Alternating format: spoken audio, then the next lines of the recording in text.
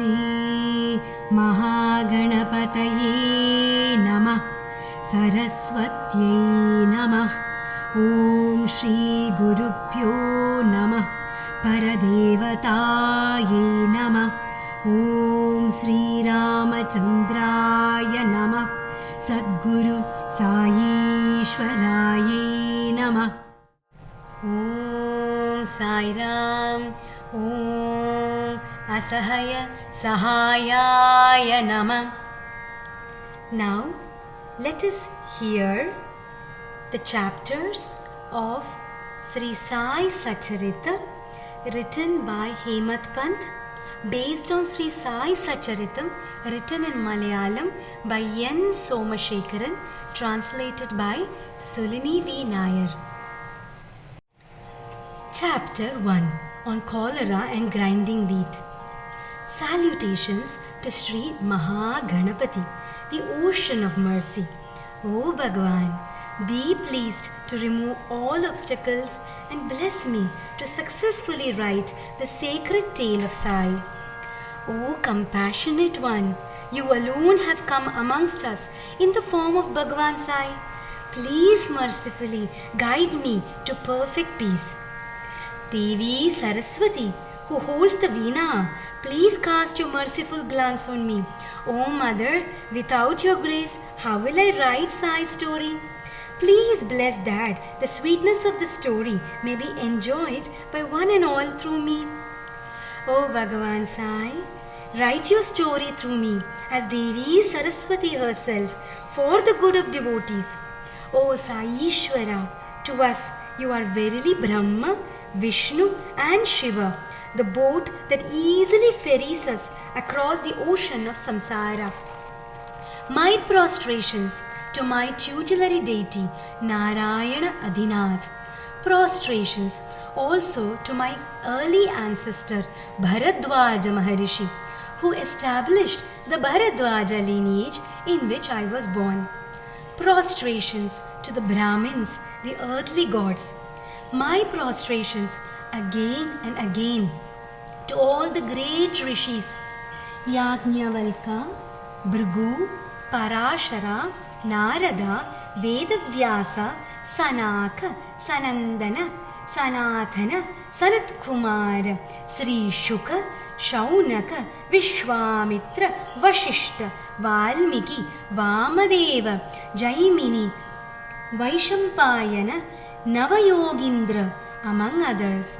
My heartfelt prostrations to Nivritinath, Jnaneshwar, Muktabai, Sopana, Eknath, Janardana, Tukaram, Kanaha, Narahari and other perfect souls.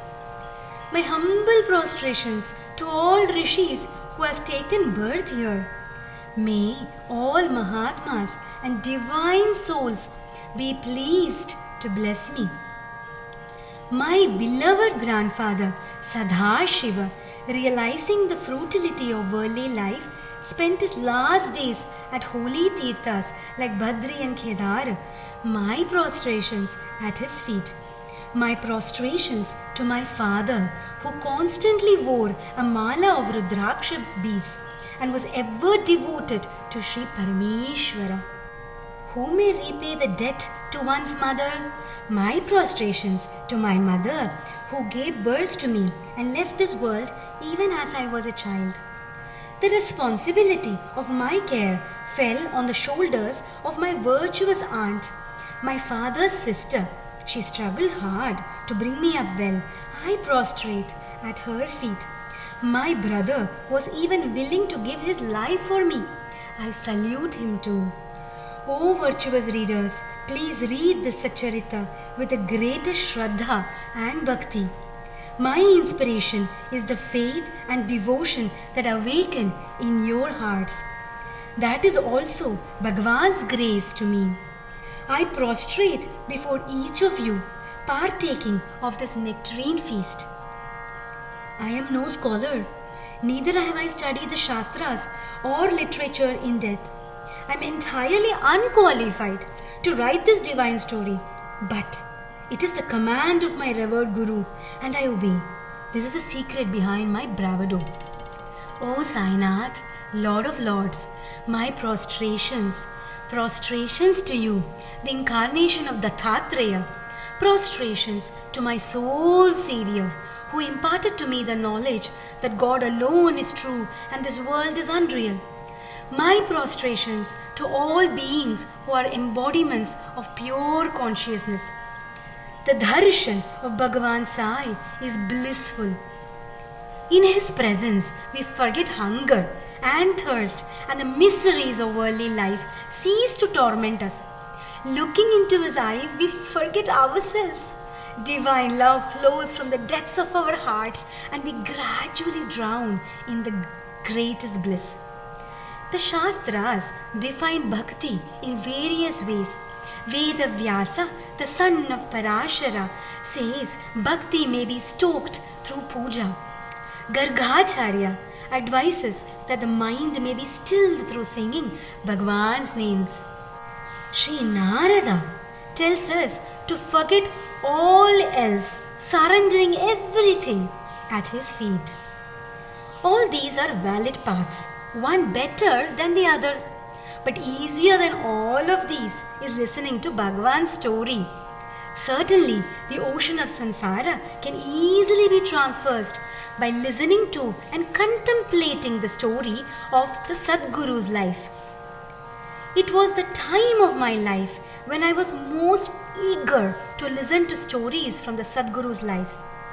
At that time, I once went to Shirdi for Bhagavan Sai's darshan. I was amazed at the sight I witnessed in the masjid. It was then that Sainath first awakened the inspiration within me to write his story. When I went to the masjid, Sainath washed his face and came near the handmill. Spreading a sack on the floor, he kept the handmill on it. He then took some wheat in a winnowing fan, and after drawing up the sleeves of his robe, put the wheat into the upper opening of the mill and rotated it. There is a reason I found the sight amazing. Baba had renounced everything. He owned and stored nothing at all. So why was he grinding wheat? The more I thought about it, the more it amazed me. No one dared ask Baba why he was doing it. In a moment, the news spread all over the village. People started flowing to the masjid to witness the sight of Baba grinding wheat. As for Baba, he continued to grind wheat unmindful of the crowd that had gathered around him. 4 women pushed themselves forward through the crowd.